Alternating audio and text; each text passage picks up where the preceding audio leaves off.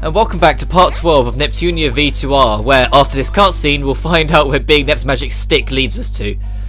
Oh, this terminal is still working. Maybe there's some information left on it.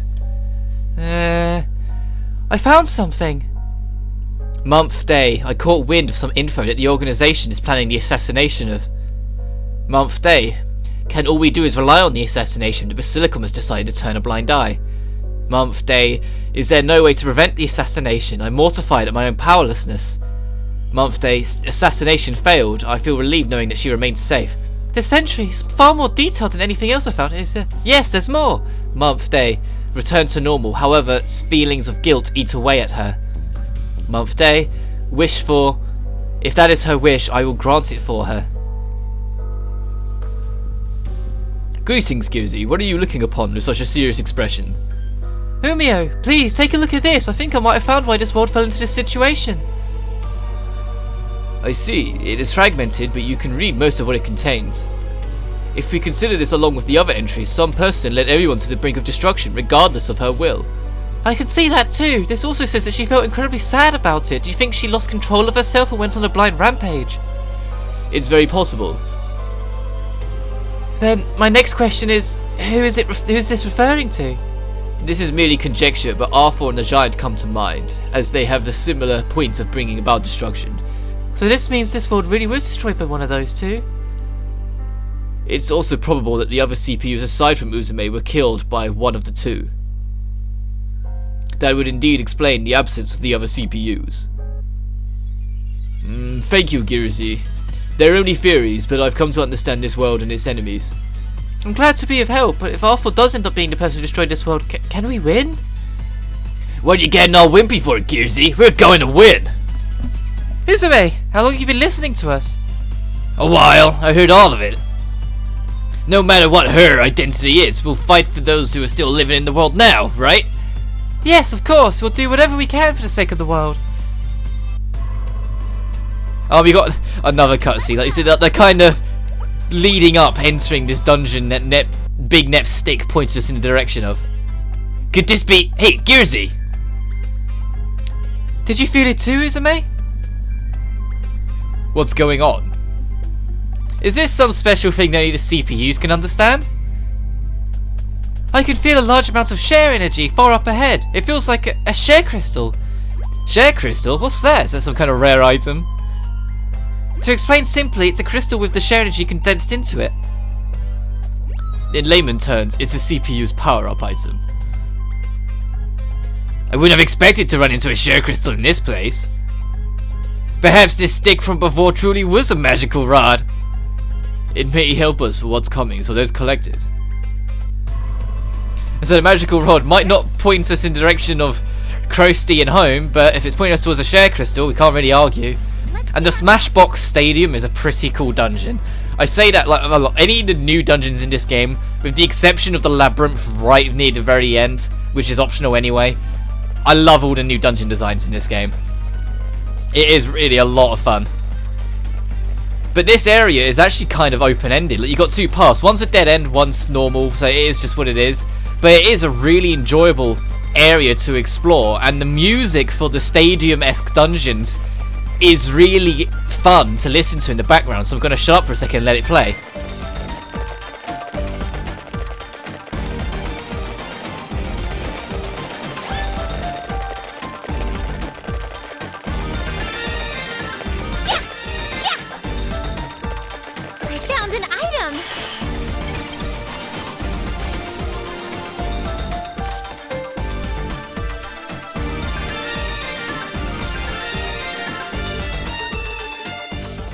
At the start of the dungeon, if you take a right, there is a steel bracelet that you can get out of the chest. It's also the correct path of the two you're supposed to take. And of course, you know, we went the right path first. It means we're backtracking to go the other path. Naughty kids, and it's also because I'm aware of the boss at the end of this dungeon. So I wanted to do a little bit of grinding just to, you know, make sure everyone's in top form. So, of course, I wanted to be able to fight the enemies on the way back. Same rules as always. Once we've fought the enemies once, we won't be fighting them again unless something interesting happens. Also, Netgear starts missing in this dungeon a lot more. Like, she missed a couple of attacks last dungeon, I think, but in this one, like, she misses like 3 separate attacks. Like in one of the fights coming up, and I was just like, Netgear, what are you doing? Especially because her accuracy is a lot better than Uzume, and Uzume was hitting more often. Let's nip things up. This is the essence of dual wielding. The person with the best accuracy in the team right now is Big Nep, so make sure to make the most of that. If he wants, like, it's almost guaranteed hits, just use her. Next. And also keep in mind that she is, for better use of a word, a thief class. So she does have steel charge that might be worth using to get some resources sooner rather than later. It's not like some other games where you can get like these super rare exclusive equipment by stealing from certain enemies.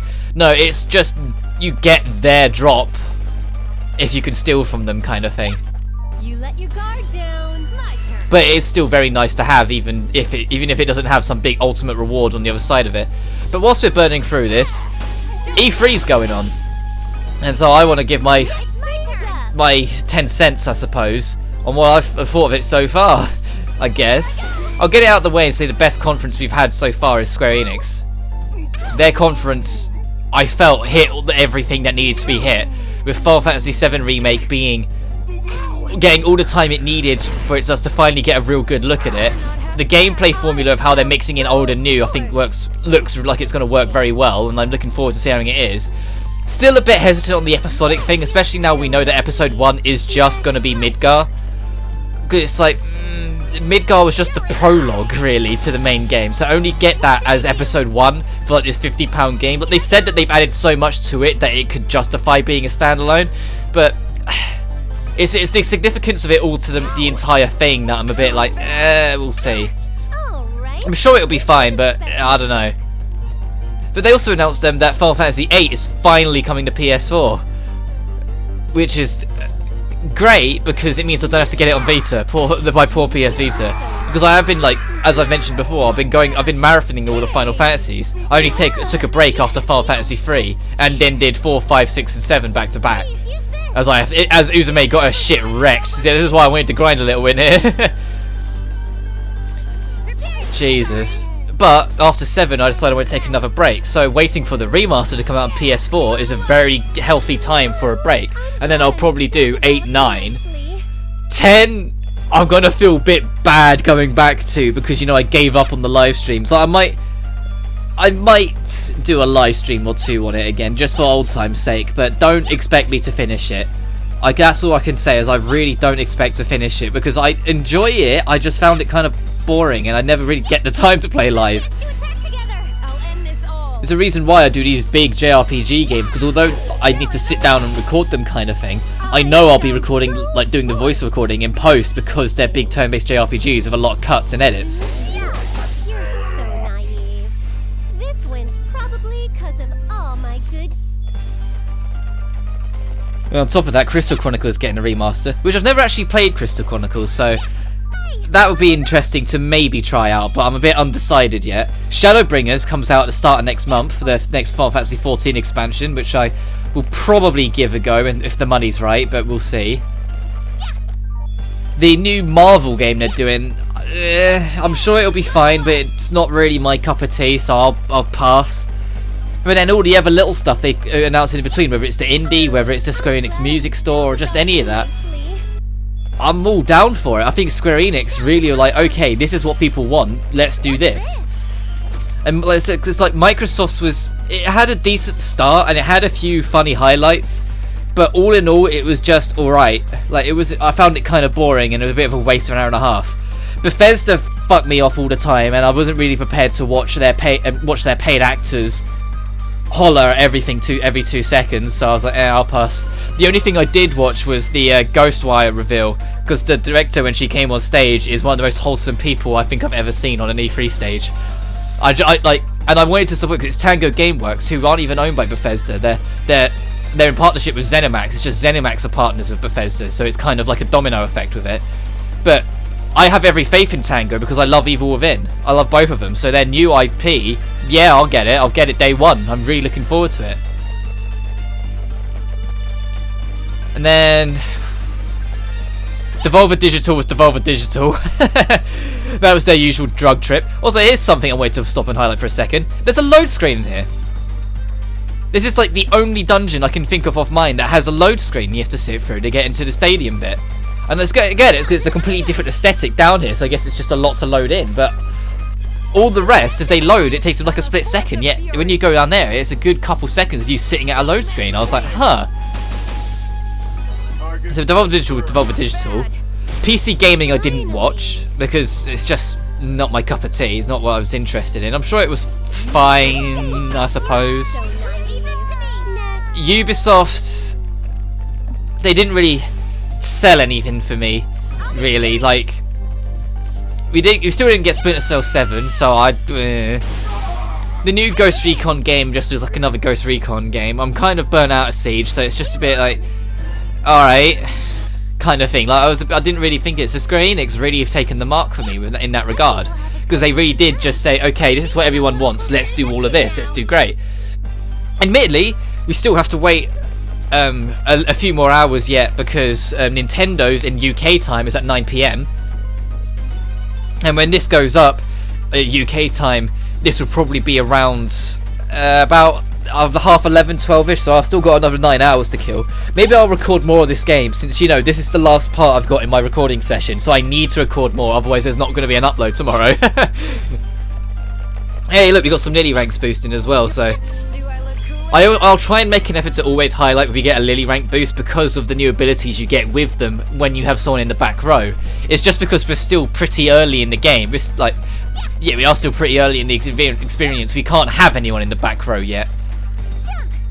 Also, this, yeah, you see me give it a good few goes, but no, you can't jump over this. You do have to come back here for the treasures behind it once you've got your jump upgraded. So make a mental note that the Smashbox Stadium has a spot you can get to when you've got the extended jump. And look, we have to go for another low screen just to get into the storage room. Like, what's the excuse here? It's the same aesthetic. Ooh, I've gotten stronger. Also, yeah, you've probably noticed, but Big Nep's got a lot of jiggle physics going on. Yeah, this game, it's not dead or alive ridiculous with its jiggle physics, but it's definitely noticeable. Oh, speaking of jiggle physics, Tifa finally got shown off at the Final Fantasy VII Remake trailer, and I couldn't be happier with how they've handled her, like, her updated design. Because it really feels like with all the characters so far, they literally took their original art, like the original sketches and art they did when they was making the game, and based it on that, and then just gave it a few modern updates to sort of clean it up. Yeah, like Tifa's rack's probably not as big as her original artwork, but it's a lot more realistic while still being quite sizable. So I think the perverted fans will still be perfectly fine with that. But Tifa is the badass I've always loved from 7. She's my favourite character from 7. She's most people's favourite character from 7, if I'm honest. Tifa's just a badass. You knew she both owned and was the bouncer of the 7 Heaven bar she owned. And the new weird, like, ghosty ghoul stuff as well is pretty cool. I know that's like tied to Sephiroth, because if you look at the key art for Sephiroth that they've got for the remake, it's like he's surrounded by him, so we know that they're tied into Sephiroth's presence, I guess. And I'm guessing that's just part of the new stuff they're adding to the Midgar chunk of the game. The only thing is like, if they're separating up episodic, does that mean episode 2 you're like not even going to really be able to go to the gates of Midgar? Is it going to be like you can't go anywhere near us, it's not even a part of this episode kind of thing? Because in disc 2 of the original game, you return to Midgar, so they're gonna have to recreate Midgar again, like in episode like 8 at this fucking rate. Because that's the thing, like I've said before, like if I had to split it by episodes, I was gonna split it by 2 and make disc 1 the whole of disc 1, episode 1, and then make disc 2 and disc 3 episode 2, because that'd be a good balance. Because episode 1 is a lot more linear, whilst episode 2 would then be the other everything in the game, with all the twists and shocks and everything like that, whilst the first episode would still have that climactic ending with it being the Heir of Steph scene and then fighting Genova immediately afterwards. But I don't know. If they're making the whole of episode 1 Midgar, I'm hoping episode 2 will take it all the way to the Temple of Ancients and the Forgotten City at least.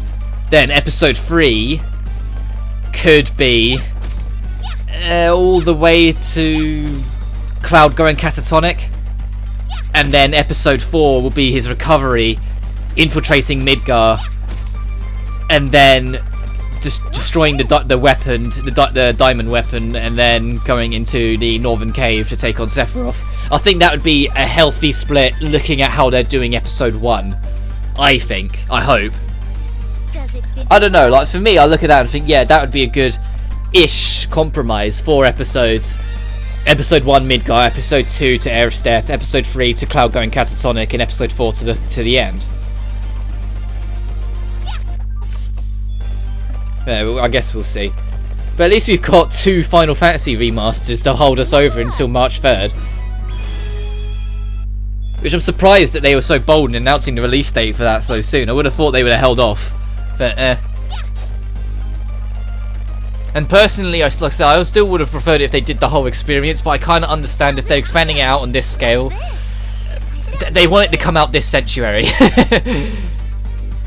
I just hope when all 4 episodes come out, they release them together, so you can just go through all of them and it carries over progress like the original 7. Then you can play it like the original 7. They don't just make up an excuse for Cloud to start at level 1 at the start of each episode or something. How is it? Don't say that, there's a chance they'll do that. From the gameplay presentation alone, it looked like you level up a bit quicker than normal, because Cloud was already like level 7 by the end of the first few fights. But I know that was probably just a tech demo thing. Well, not a tech demo, but like just a demo showcase, and so they wanted to show that leveling up is a part of it. And so probably recorded that fight a lot of times until they got the one they were happy with, and it might have just so happened to be the one that made them level 7. But we'll see. At the end of the day, everything I'm suggesting and theorizing is just that, suggestions and theories. We won't know until it's out, and we won't know how many episodes it's going to be, I guess, until they all release. I'm sure we'll have a good average, like, if one episode ends...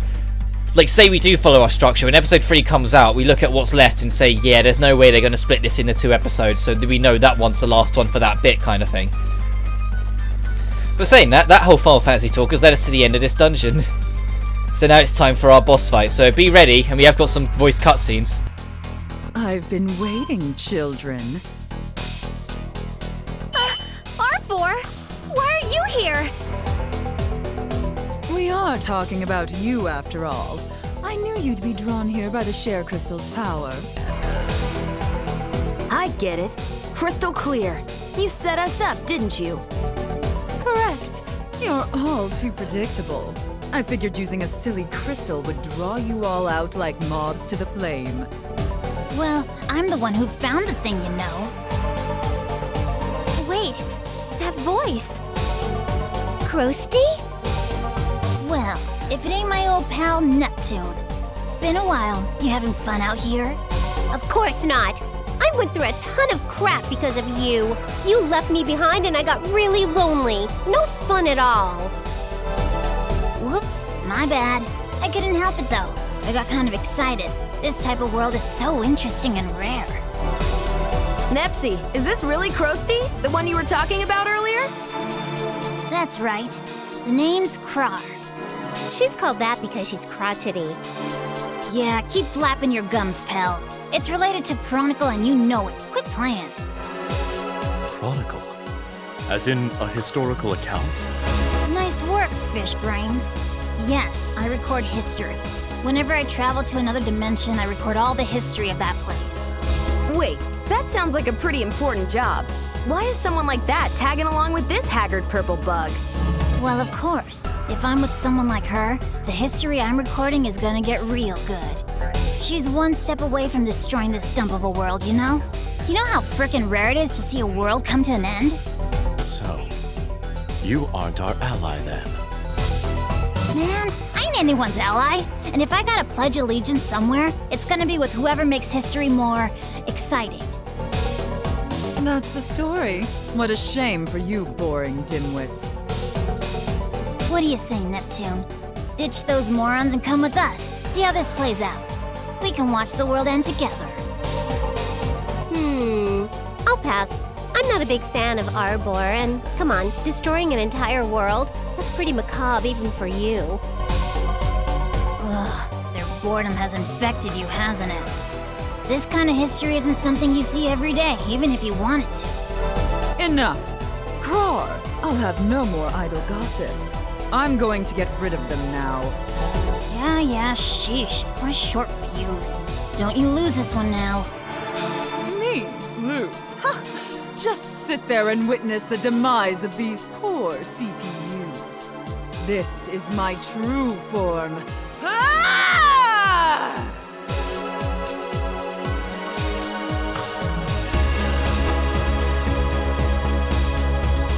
Yipes! She's transformed! Don't think I'm the same as before, foolish CPU. Kneel before the brilliance of my true form! She's got even worse taste than I thought. This form. Gearsy, you know this form? She looks exactly like the final form of the deity of sin. We fought before in my world. The four-legged monster we fought earlier also looked like the deity of sin's first form. On top of that, with Krar on her side, the chances of us winning... Are quite slim, correct? Unfortunately, yes. Just when I finally found a way home, too. No, we're not backing down yet, Gearsy. Honestly, I've got no clue about what kind of people Krar and this deity of sin are. But if Krar's only into this because she wants to see the world get completely wrecked, all we gotta do is make sure that doesn't happen. Uzume. Don't even trip. I'm gonna beat down that purple wuss with style.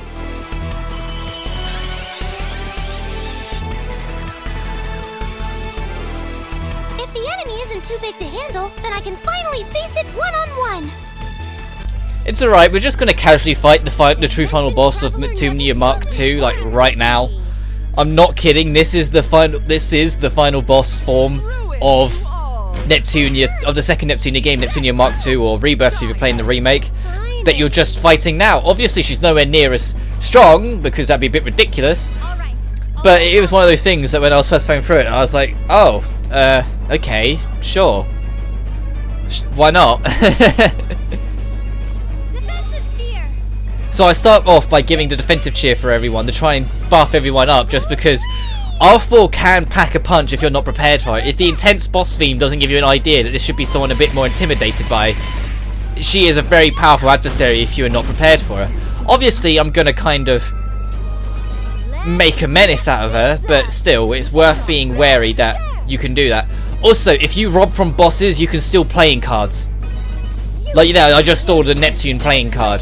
It's just a little secret collectible in the game. It doesn't really have much significance as far as I'm aware, like right now. Like, it's not really, it's just kind of but it is kind of nice to go for if you care for it. It's kind of like collecting the dog tags in Metal Gear Solid 2. And since it's the first boss that you can realistically rob from to get cards from, it gives you the Neptune card.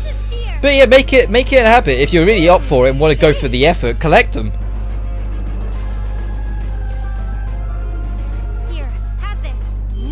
Also, R4 is very good at building up poison. Her poison infliction is a lot higher than your resistances to it are likely to be.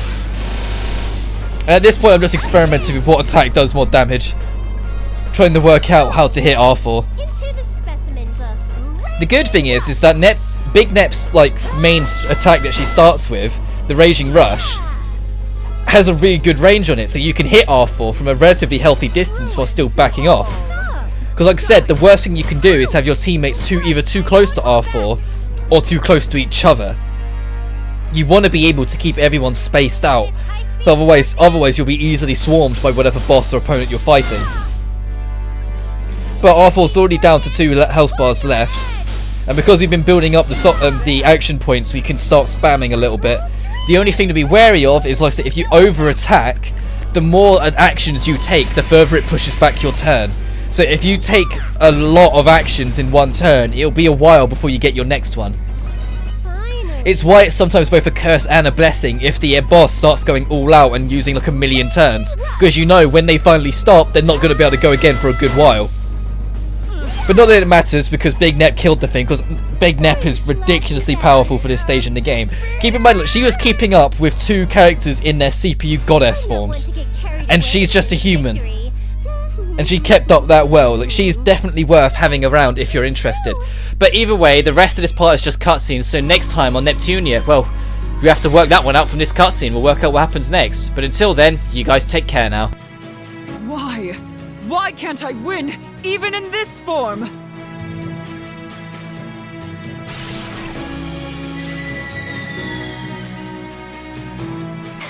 Looks like we've won. We actually managed to win. Still, that was pretty rough. And her change in power is way too drastic, you guys. Now, Krar, will you join us? R4 has fallen, and this world will no longer be annihilated. Are you freaking kidding me, fish brains? Damn, I was so close to recording an apocalypse. Not yet. It's not over yet. Krar, give me that power. The powers of the CPU from another world. Huh? How the hell do you know about that? Have you seriously forgotten alerting me of its existence? I guess I did mention it. Oh well, I could use some amusement, so I'll let you borrow this power.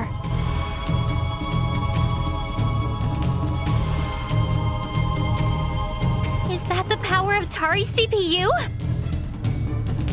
Wow, I'm surprised you remember, especially after being treated so horribly. Gearsy, what's that creepy black lump? It's the power of an ancient CPU that Neptune and I fought in a place called Ultra Dimension. Is R4 really gonna use that? Damn straight. Ugh, now it's gonna get real exciting watching how this unfolds. Anything but that! Everyone, please stop her! All we gotta do is stop her from using it, right? Uzume, let's go! Hell yeah!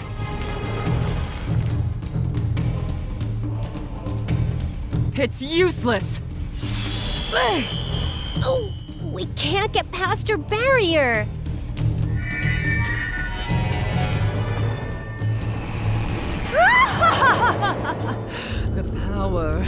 The power flows within me! This power was meant for me to wield.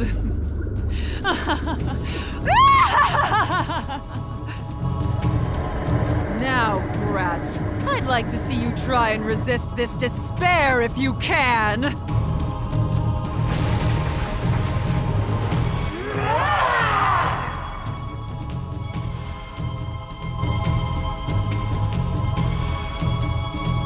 No, this can't be! Are you freaking serious? Whoa! Man, you can really do it if you try, R4. I'm getting real excited. More! More! Sink further into despair! Who the hell's gonna sink into despair? I'll take down all you nauseating villains, no matter how many times it takes! Umio, will the amount of share crystals we have on hand be enough to fight her? It's just not enough. We consumed most of our supply when sending Nepsi back to her world. The ones we have here will barely be enough for you to transform. Even if we were to use all of them, it would not be enough to overpower her. Then what can we do? Are we just gonna die here? You know what we gotta do, right? We're just gonna take that oversized crystal from out of her grubby mitts! That's not happening. Got it!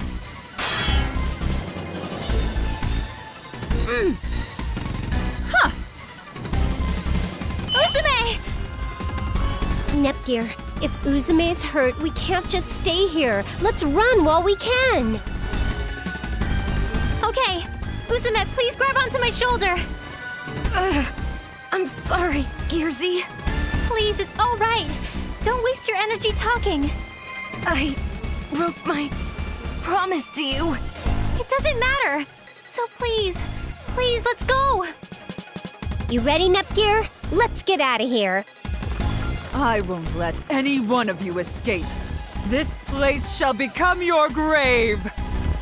Now, Dark CPU, strike down these weaklings with all of the power you possess! Lady, are you frickin' nuts? If you do that, you're gonna make our graves here too. What's wrong with that? My name is R4. I am the one who will bring destruction to this world and the CPUs. My life means nothing as long as I can destroy the CPUs! Oh, frick. Should've known this one was batshit crazy.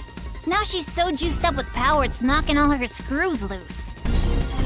CPUs! All of game industry! Tremble before me and perish!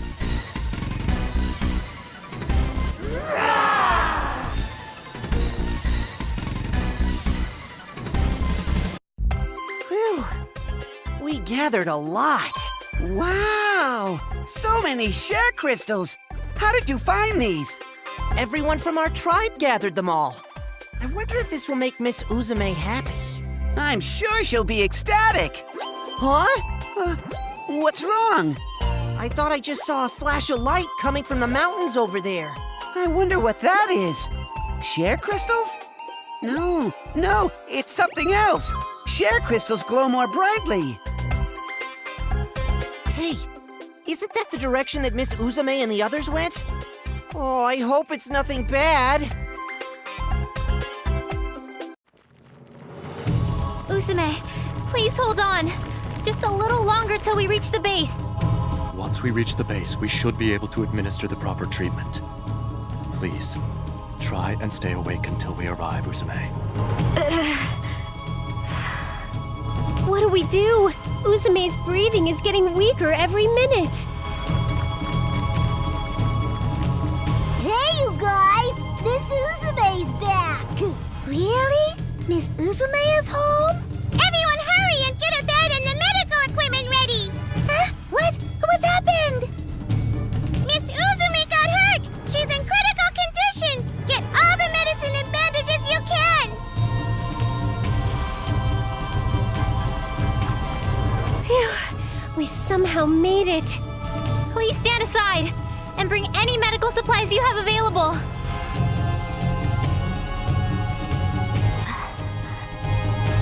Is Miss Uzume all right? Is she going to make it? To be completely honest, I don't have a definite answer for you. We may have to prepare ourselves for the worst outcome. Game industry.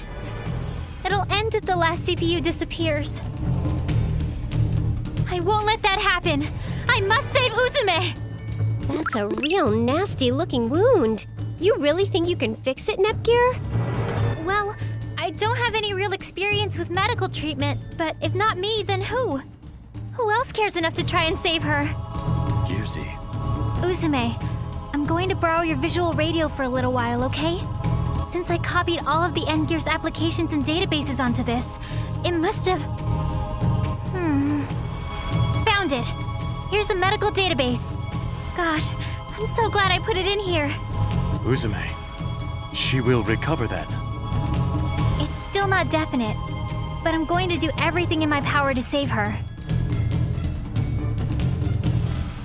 Dang it! It's all your fault this happened to Uzume in the first place, Krusty. As punishment, I'm gonna seal you into my specimen book so this will never happen again. Well, hey! Ow! My wings are gonna frickin' tear! Don't worry, I'll tape them right up and... there. All done. How was I supposed to know that old bag was suicidal too? Damn it! That purple idiot didn't just take that rare CPU's power, but she took part of mine too! This form is just way too pathetic.